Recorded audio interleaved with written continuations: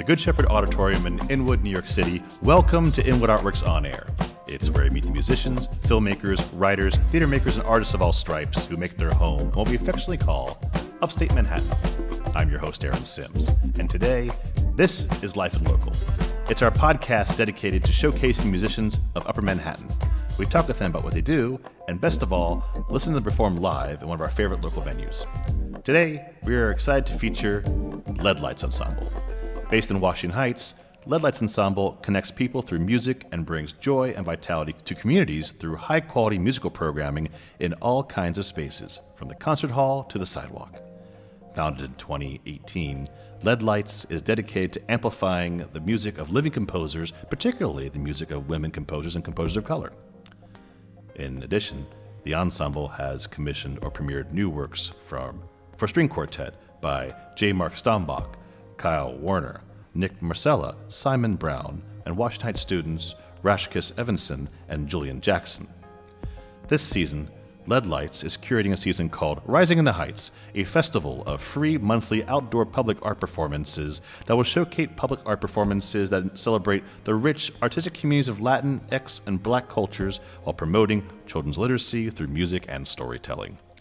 We're going to talk to them about their work and so much more, but right now, we're thrilled to hear them play live for you. Enjoy Leadlights Ensemble.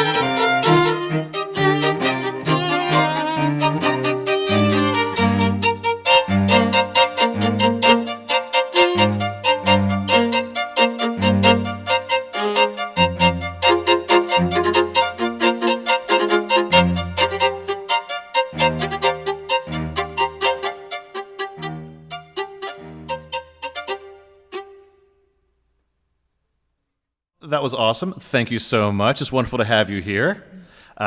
So before we get too far, can you please introduce yourselves? I'm Evelyn Petra-Brandis, and I play the violin. I'm Alina Lee. I play the cello. And I'm Julie Lawrence, another violinist. And we are missing, who just played? We're missing Artie Dibble on viola, and he had to run out to another performance. But he's with us in spirit. Hi, Artie. We miss you. Can you please just tell us what you played? Those were 2 miniatures that I wrote last year, reflecting on the pandemic and my experience living in Washington Heights during that time. The first piece was March 2020. I call it 3/2020. And it was about the moment of transition and the anxiety prior to lockdown, and that moment of everything stopping and that feeling of being trapped and worried and fearful of what the future might bring as we were all staying in our apartments. The second piece is called 7 p.m., and the subtitle is Audubon and 171st, because that's where I was living at the time, and it was taken directly from the sounds that I heard from my window every single night. So there was someone who always started clapping, and then there were some pots and pans, and so that's why at the beginning you saw Artie playing on a frying pan to imitate some of those sounds. I would always hear like bowls and pans and people clapping, and then at around 7:02 every night, my neighbor would blast out New York, New York, and Lean on Me, and so you might hear little bits of that in the music we just played as well.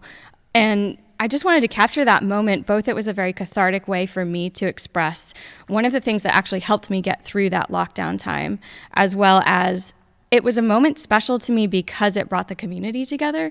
And there were people that I didn't know that I would see out of their windows every night, and we would smile at each other, and it felt like a way to encourage other people even though we couldn't see each other in person at the time. I love the sense of the music, and you feel it too. It's an uplifting song, not so much like a fugue, if you will, or something like that, because it was a difficult time. So I love that there was a lot of joy in the piece. Yeah, and I would say it's been really neat to perform that in the community many times over the past year and a half, and just to see people's response of, oh my goodness, I don't think I've fully processed, what we just went through. Thank you for that moment. Or, just experiencing that together and sort of remembering like what we've been through as a community of New Yorkers, and just a chance for people to kind of come together again and remember that solidarity that we had at that time. Yeah, it's a great document of the time, and I love the title. I have it 7 p.m. too, because it's right there. It's right there, and you feel it. It's really wonderful. So many things came out of the pandemic, and it's so wonderful to say, okay, this lives on, but as a happy memory.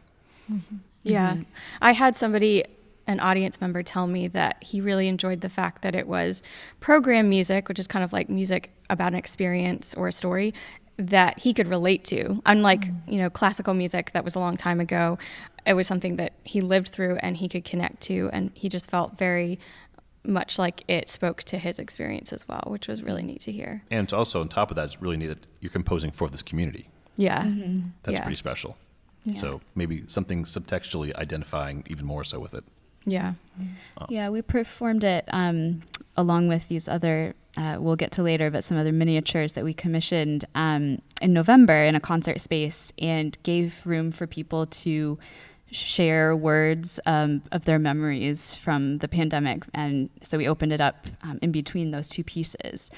And it was just sort of stunning, this, collective moment together with the people in the room, talking chaos, or I remember panic, or I remember hot dogs because that was the only thing on the grocery shelves, or just uncertainty and fear, and then we had them join us to play 7 p.m. clap together with various percussion instruments in the room before that performance, and that was a really special, powerful moment for us presenting these pieces. Yeah, pretty amazing. Well, let's take a step back for a second. Tell us about the name, Leadlights Ensemble. What is the origin? Yeah, so Leadlights is a historical term for stained glass. And so if you can watch the video, we're wearing Leadlights shirts with They're beautiful. Logo that was designed by a stained glass artist in Philadelphia, Cooper O'Neill, a friend of mine. He has a wonderful stained glass studio there.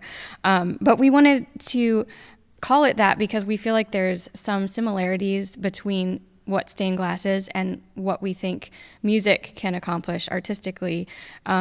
With stained glass, it's a beautiful piece of art by itself, but you can also look through it. It's a window into a world, and you can see someone else's perspective on that world.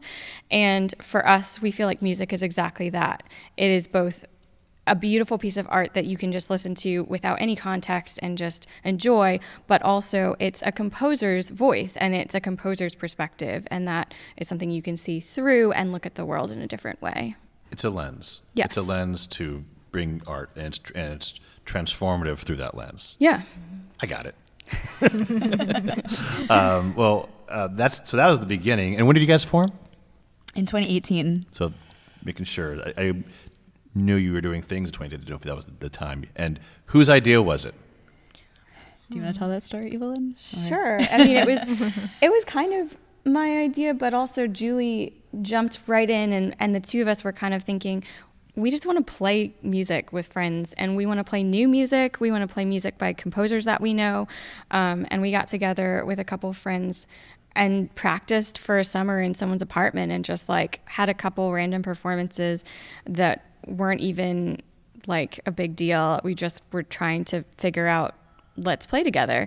And then Alina joined for, we had this concert in Battery Park City. Strings on Hudson was a series they had at the time. I think they still have that series. And we performed down there outside in a tent. And that was when we just decided, like, man, this is something that we could really continue. And we really love, all of us are passionate about playing for the community. We are all concert artists, but we really care about going outside the concert hall. And that was part of our passion that drew us together as a group. Yeah, and I would say during the pandemic is really what has formed and sharpened our Upper Manhattan focus. The lockdown really caused everyone to be hyper local with your whole life, and so we thought, we live here. Why aren't we really focusing on serving this community and engaging with this community? So it's been such a joy to start to work with different community partners like the Inwood Y and Word Up Community Bookstore and the libraries and various other partners, just to, be out and break down some of those barriers. I feel like classical music can be, a stereotype of, that might not be for me. And when we're playing outdoors on the sidewalk on Amsterdam Avenue, it's like, no, it's for everybody. It's for the delivery bike worker who just stops and listens to some Mozart. It's for the kids walking home from school with their parents. So that's just a huge passion of ours, is to bring music to everyone and in this community. Great mission. It's for everybody. I feel art's a great platform for everyone to take part of and brings community together. Yeah. 100%.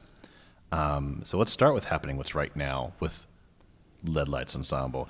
You're creating a series called Rising in the Heights, right? Tell us a little bit about this great festival of work and what programming audience can expect to hear.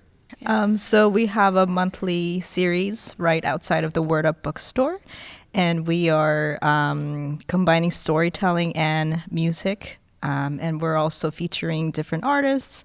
Like we had a storyteller. Reza Salazar was our first guest. Yes, and we were supposed to have one with a hip-hop artist, but we got rained on, so we had to postpone that. And then this month we'll be having Rachel Harrington. She's a storyteller herself, right? And so every session we feature a book. And we actually give some copies away to some of the family who come. So we're trying to promote literacy alongside just sharing our music. That's awesome. Yeah. Hey, collaboration's great. In which way you can get people to come from different forms of art. Perfect. Yeah, so our first event was featuring, what was the book? All the Way to Havana by Margarita Engel. And so just about a little boy taking a car trip with his family from rural Cuba into Havana for a big family gathering.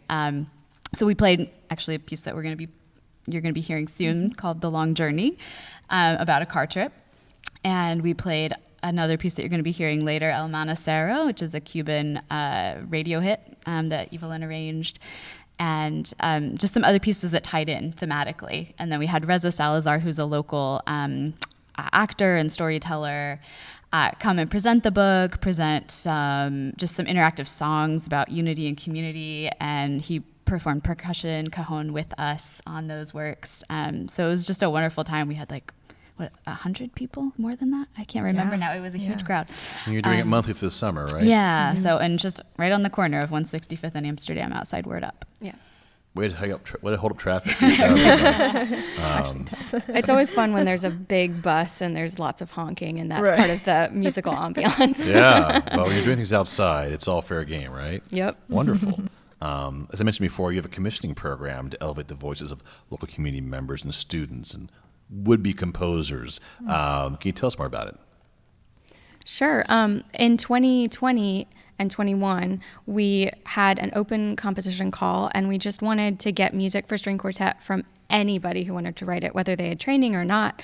And we, like you had introduced, ended up with a really big range of composers. We had an 8-year-old, Rashkus Evanson. He wrote The Long Journey about that car trip. And the prompt for the composition call is it had to be inspired by a moment in 2020. Something joyful, a struggle. It could be anything, but something that related to your experience. So his was about a car trip.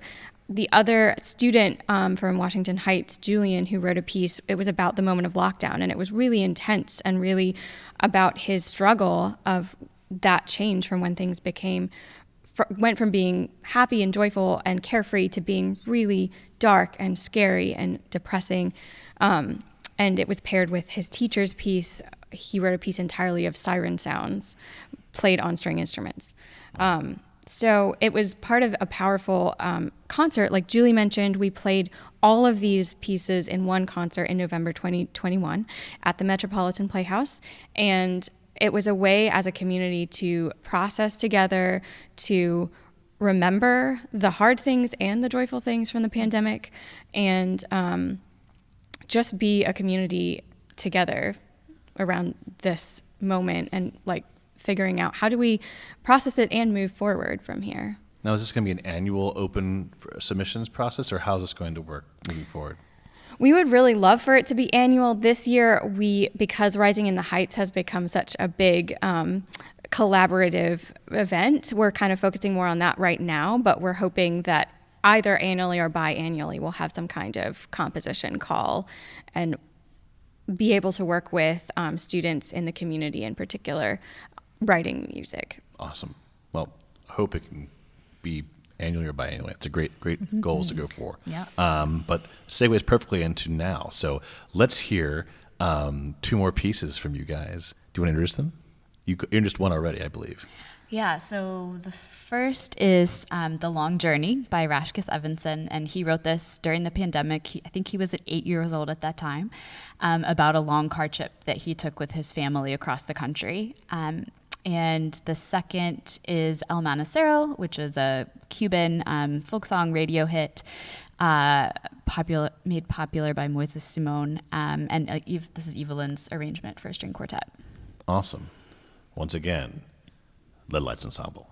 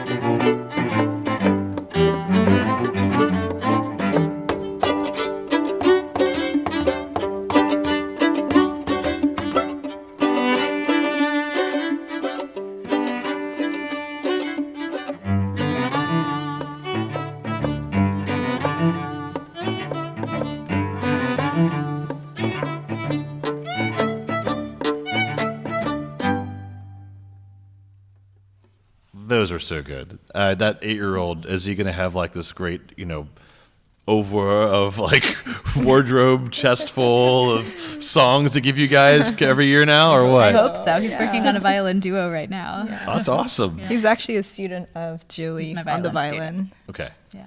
Fantastic. That's awesome. Well, I mean, I think it's wonderful what you're all doing, and I think it's great that, again, hyperlocal. My company's based on Inwood Artworks, obviously, Washington Heights, Inwood, Marble Hill, Kingsbridge, like the neighborhood, and whatever that means, physically or I won't say metaphysically, but spiritually, whatever which way you connect, as the point of saying, through music, through art, through film, through dance, through opera, whatever. It's wonderful. You're giving opportunities for people in the neighborhood to connect with you all, and you being a conduit for having that work be heard and seen, and that informs your work, right? Have the commissions changed your work? Because you're arranging a lot of stuff, I feel, and so I have these new pieces kind of reflecting on where you were before in 2018 and taking on this wonderful project with these ladies here. Has it changed you a little bit? Absolutely. I feel like now I'm on this constant quest to just learn more about the local cultures in our neighborhood, and like more repertoire, more songs. I also work with the Bronx Arts Ensemble some and got to do some arranging with them over the pandemic for some video projects. And recently we just did a school tour where I learned some new repertoire, some Puerto Rican radio hits that I wouldn't have listened to, but now I'm really excited to arrange for our group. And every time we have a guest artist, like when our Rising in the Heights series, they bring their own repertoire, and I got to arrange some stuff for our hip hop show that we're rescheduling hopefully for August, with Randy Mason, who is based in Harlem, I think, or the Bronx, I can't remember. But he is writing his own original music and asked me to write string quartet parts for that. So I feel like every time we collaborate with someone else in the neighborhood, I learn more and I grow more as a musician, and I grow in the way that I can interact with different styles of music. I was classically trained, but I love improvising and I love composing and I love learning new styles. So I feel like that's something that's a constant journey. It makes you grow as a musician, right? Yeah, absolutely. I mean, just playing hip hop style, and Evelyn will make us improvise every now and then, being classically trained, conservatory trained violinist, but so much fun and totally makes you grow and listen differently and play differently. Fantastic. Is there a particular genre you guys want to tackle next? Anything's right. Anything. Yeah. Puerto Rican art songs sound great to me. Yeah. Or radio hits. That sounds fantastic. Right. Well, looking forward to it. Well, it's been a pleasure speaking with you all. Before we say goodbye, where can people go to find out more about your current and forthcoming projects? You want to share? It's weebly.leadlightsensemble.com. All right. We'll put that in the description of this episode so people can click on it and find out more about what you all are up to. You can follow us on Instagram at leadlights.ensemble or on Facebook, Leadlights Ensemble. Perfect. Yeah. Awesome. Well, thank you again for being here. It's wonderful to have you. Thanks for having Thanks us. so much for having us. It's your thing. Well, folks, this is Inwood Artworks On Air. It's where we meet the musicians, filmmakers, writers, theater makers, and artists of all stripes who make their home here in Upper Manhattan. If you have a moment right now, please show us some love by rating and reviewing this podcast on Apple Podcasts. It really helps. Many thanks to Church of Good Shepherd here in Inwood for hosting us, and to HighSites.com for Uptown promotional support. You can support On Air and all of our programming by making a tax-free donation at inwoodartworks.nyc/donate. Be sure to follow us on social media at Inwood Artworks to keep up with all that we do, which includes the Inwood Film Festival, Filmmakers Al Fresco, pop-up art galleries, live performances, and so much more. Inwood Artworks On Air is proud to be supported in part by public funds from the New York City Department of Cultural Affairs in partnership with City Council. From the top of the Manhattan and the bottom of our hearts, thank you so much for tuning in here. This is Aaron Sims for Inwood Artworks On Air.